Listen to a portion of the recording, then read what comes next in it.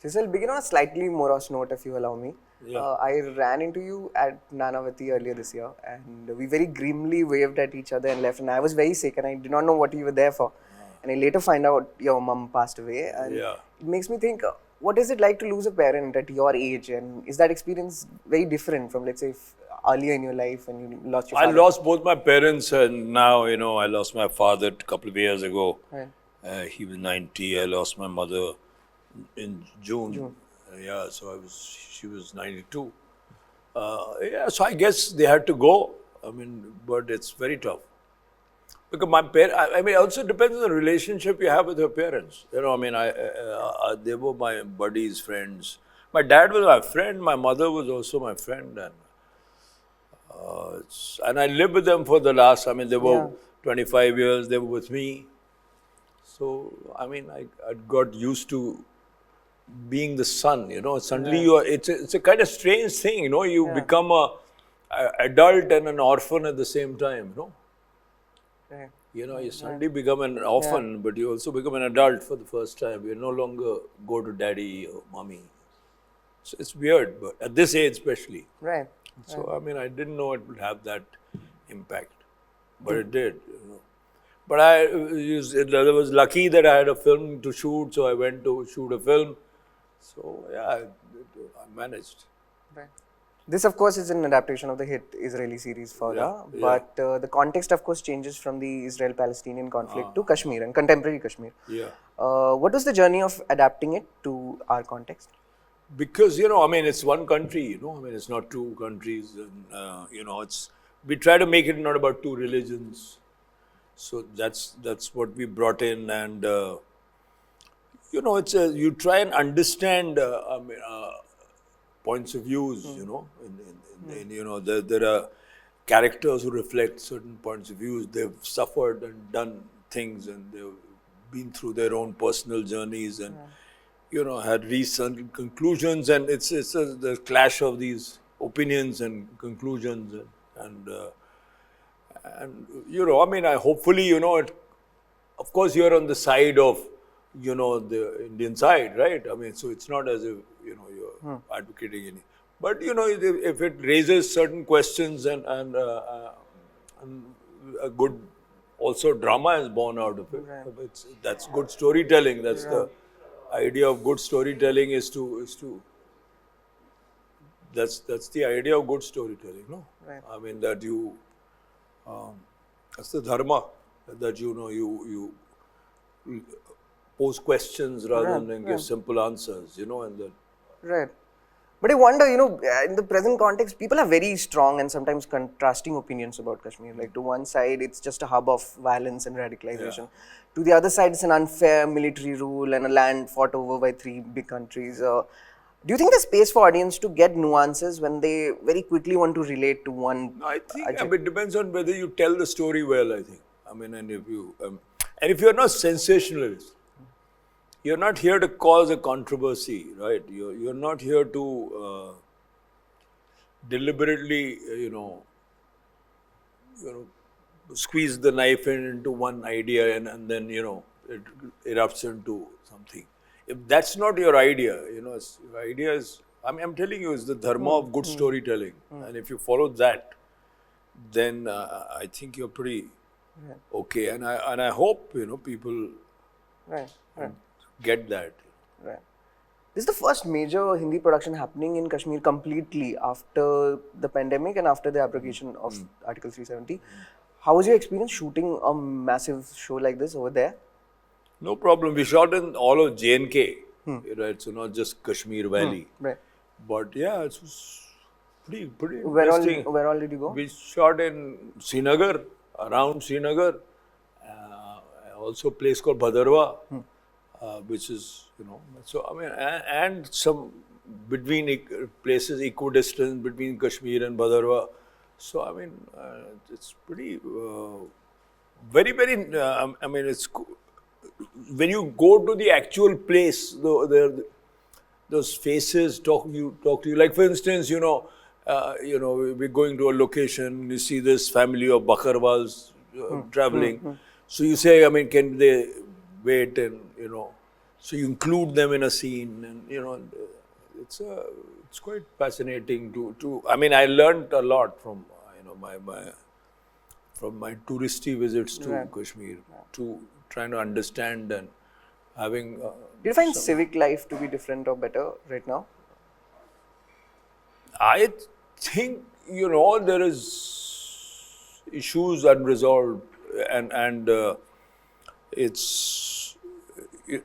I think people are having conversations, and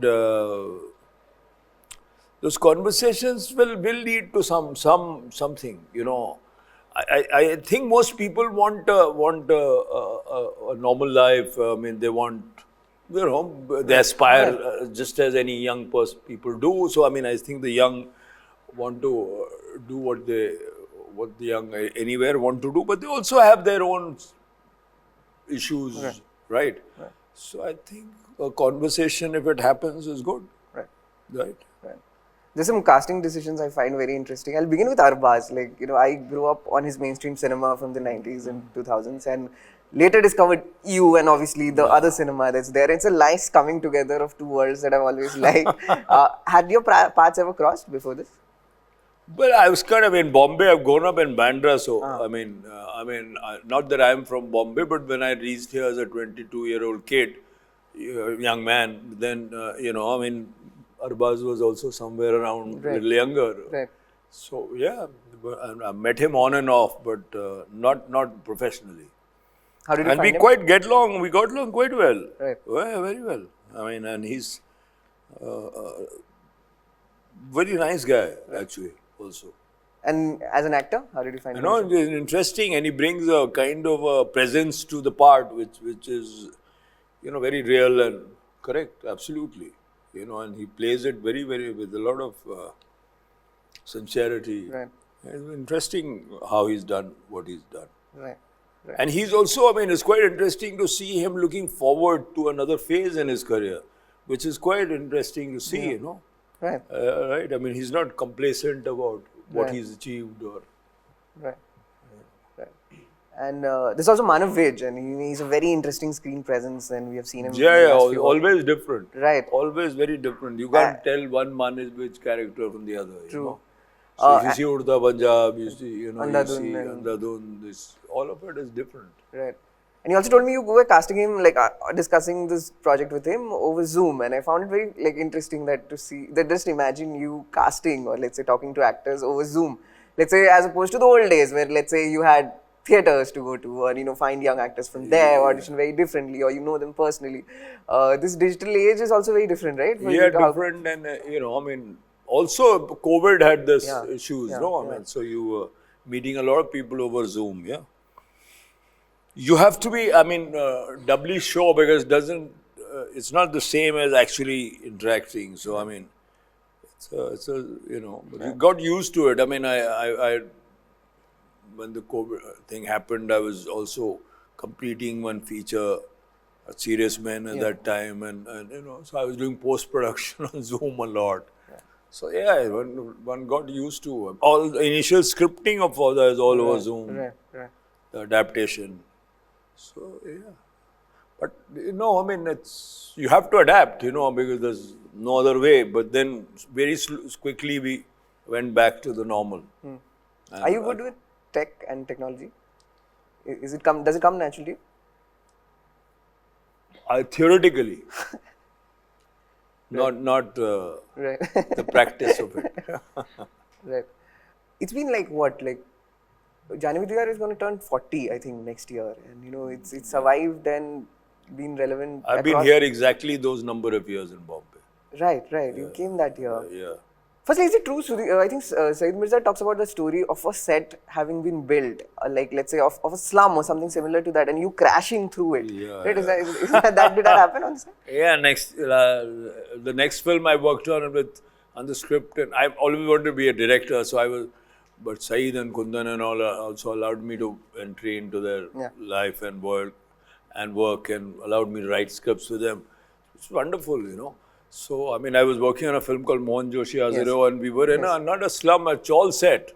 So, we had built a part of a chawl, Right. and so I was Acha, this putting was up no some one props and you know, part of it was, you know, actual solid flooring, and the a little ahead was, I mean, it's a fake floor, and I sort of stepped on it and went down. Right. Actually, does it survive you? Like even today, like recently, people have been tagging you of how the Morbi incident is playing out, and people are finding parallels with Jani Vyaro, with the bridge collapsing, and how the builders are, and how the politicians are. Does it surprise you the film has retained its bite like so far into the future? It's surprising, sad also, kind of, but it's not something that you should get thrilled about. There's still things like that are happening. True. But yeah, too much credit also accrues to me on Jani Vyaro. It's Kundan's film, and I always put that back. You know that it's his anger that I mean we have all worked on it, so we were all angry and upset, and you were young and wild, and you know, so you know, but Kundan guided the whole thing, and it's Kundan Shah film, Jani Vyaro. So yeah, it's quite a tribute to him in a strange way. I mean, I don't think you'd have been very happy with the fact that they're still tagging Jani Vyaro and the bridges are still falling. Right.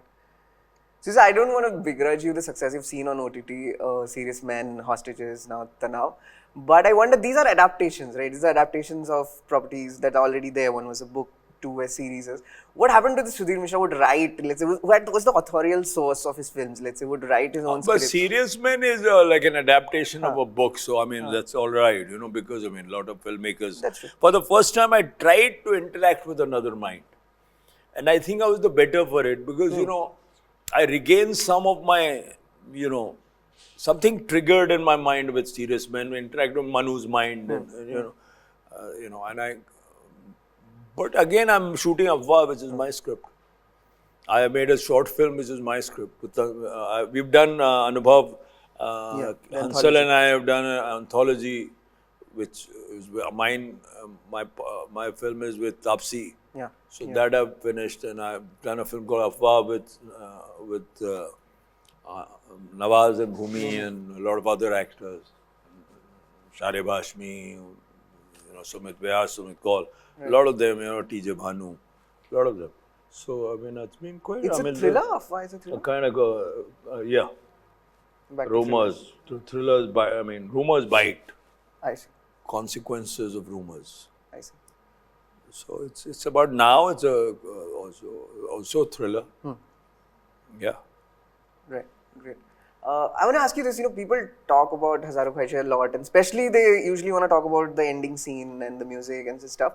But there's a scene that stayed with me forever is when Vikram goes to get that palace converted into a hotel, and there's a lot of comic energies you bring out in the scene. From the brother, the full-on intellectually challenged brother who ends up shooting him, to how the dialogues are written. Do you remember how that entire sequence sort of came together for you? It's not really integral to the film also. Like I always... Like, it's a kind of an aside, you know, it's an aside of Vikram and what he does, you know, and where he's arrived. So, I mean, I mean, it's part of it. I mean, it's in the sense if there was another India emerging and another person like Vic Fixer emerging in that India, it wasn't all Naxals, you know. So, I mean, it's quite... You know, I mean, it contrasts Vikram and then Vikram later, you know, and his ravival into the big scene. You know. And you need a foreshadowing of the 90s also. And the 90s and a kind of feudal order disappearing and a fixer coming into his own. And I mean, it's quite funny with the kind of a royalty. Right. You know, I mean, it's losing and a kind of the inheritor now seeing his life as a darban. Right. I mean, that costume now wears, you know, that costume, will you give me a job in the hotel? Right, I mean, so, I thought it was quite, I mean, that's obvious images, you know. Right. And also it brings out Vikram's, the kind of raffish energy that he has in the film, like very contrasting to his colleagues, let's say, or friends. So that was another kind of, you know, I mean, so, you know, I think that's why Hazaaron succeeds. And, you know, when Shiv and I were working on the script, Shiv Subramaniam and I, we were working on totally different something, and then we found Vikram. And he was the opposite. He was the kind of guy we hated in college. Right. He was the kind of guy who would come to colleges like St. Stephen's learn the social graces to enter into a world, to ram into another world, which is, you know, the upper class, you know, and I, you know, he was the desi boy entering the elite world, and which has happened, right? I mean, he's very reflective of the people now. So you know, when we found Vikram, and then, you know, we found somebody who could laugh at us, and I think that's what gives Hazaaron its quality. Correct. Because it has the ability to laugh at itself, and, you know, it's not just about, Right. you know, earnest do-gooders. Right. I wonder on that note, like a lot of the early films drew its energies from, let's say, the youth culture that you probably have seen, very infused with politics, socialism, all that stuff. Do you relate to today's youth culture, how they relate to politics? I'm talking about the world of, let's say, social media or an obsession with identity politics and things like that. Let's say, I don't know. I mean, there's something wrong with it, but, you know, obviously we are to blame, right? I mean, so if the kids have inherited a world that we have given to them, so it's always about, you know, changes are always between parents and children, between fathers and sons and mothers and daughters, and where the children disagree with the idea of a country that is handed over to them, or ideas that have been handed over to them. So in a sense, I mean, where we failed, the kids are reacting to us, I guess, and, you know, I mean, they're reacting, I mean, which is sad, because they're reacting to the idea of knowledge, which is quite sad, you know, because they thought we were all a bunch of bullshitters, right? And what did their dads by their bullshit get them, and where have they arrived, you know? And actually, you know, this mostly it's a kind of scam, and everybody is compromised, right, from the ideals. What they don't realize is that everybody is a hero in time, you know. There are no permanent heroes, you know. So they should forgive their dads or mothers, you know. I mean, children need to forgive a bit more. I mean, we've heard them, and I apologize. right. I mean, you need to apologize to the young, but they also need to accept the apology and move on, you know, rather than carry the hurt or the betrayal that they think the older generation has done. Right. It's a bit like that, I think. I know. But I don't know, you know. I mean, I find some of the energy of the young quite interesting. Right? I mean, I meet a lot of them, my assistants, you know, a lot of young people, actors. So we are in constant touch with the young, you know. So it's not as if, and they're kind of, I think, again, there is some kind of idea of, and if they don't take over this world, you know, I mean, it's doomed. True. I mean, they have to realize that, you know, it's a pretty urgent situation, right? The young. Right. Can you tell us a little bit more about your short film with Tapsi in the Anubhav Sinha anthology? Well, it's about then and now, you know, and it's about what I've talked about. It's what I've talked about. Every generation is entitled to its, you know, heartbreak. Right. That's a Sudhir Mishra theme. Yeah. So it's a bit like that. It's kind of reflective of my first film. I made a film called Ye Wo Manzil To Nahi. Right. And Ye Wo Manzil To Nahi has a connection with Hazaaron, I see. in some sense. Yeah. So, I mean, that Ye Wo Manzil To Nahi is also about then and now. You know, the now was in 87, 85 at that time, right? And so, it's a bit like that. It's about there's a period in you know, of the idealism of and now, right? Parents and children. It's quite constructed like my first film. Lovely. Yeah. That's exciting. I have some quick questions. A recent film that blew your mind? A recent film that blew my mind, The Worst Person in the World. I really liked it. I really liked that film. You know, I really liked a series called Succession. I really liked Better Call Saul. Did you see the final season? Huh? Did you finish it? The final season? I finished that. It was one of the most brilliantly written shows. I like what's it called? Drive My Car. Yes. Brilliant. Yes. I liked that other film. Besides, what's that film about workers in Japan, and a lot of recent films I've really liked. You know. the one the Korean film about people entering the so-called in quote servants starting to live in the house of their own, Right, Parasite. Parasite. That was really, it was quite stunning. A lot of films. The Asians, Koreans, and the Japs are making really brilliant films now. So I mean, this is quite as opposed to. I also liked Homeland a lot. I found this film, Tom Cruise's Top Gun, quite scary because now there's an imaginary enemy. Right. Oh, They're bombing the hell out of nobody. They don't know who you're bombing the hell out of. It was very strange, right? Strange, because there's no obvious enemy. It's quite odd. Right. Great you picked on that. Tell me this, has there been an actor you've always mentally meant to work with that has just never happened in the last 40 years? Who's still around? Well, I have not worked with Nasir the way I would have liked to. I have. He helped me make my first film. But I have not worked with Nasiruddin Shah the way I would have liked to. I mean, I have worked with Irfan and Irfan I would have wanted to work with again. Right? So, I mean, I haven't. Smita Patel died before I started making my first film. So, that's a loss. Mr. Bachchan, I thought I would work with, and then something happened and I didn't. There's a lot of very, very good actors. I would love to work. I'd love to work with Mohanlal, the Malayalam actor. I mean, amazing actor. And I almost did work with him, and then something happened again. Right. It slipped. But one thing very interesting about now is we are now not Bollywood. Correct. We are in the Indian film industry. Right. Because the South is as relevant.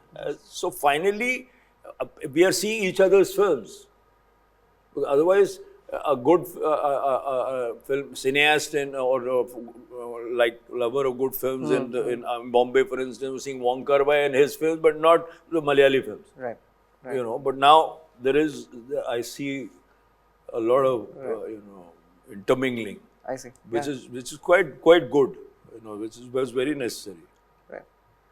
Your favorite Anubhav Sinha film of all time? I like Mulk a lot. Your favorite Anurag Kashyap film of all time?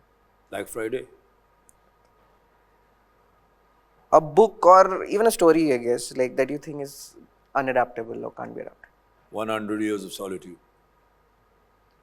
I'm told they're doing it. I wonder how, because it's kind of, how do you shoot a metaphor? I don't know. How do you shoot a metaphor? Thank you so much, Sudhir Mishra. Thank you. Bye.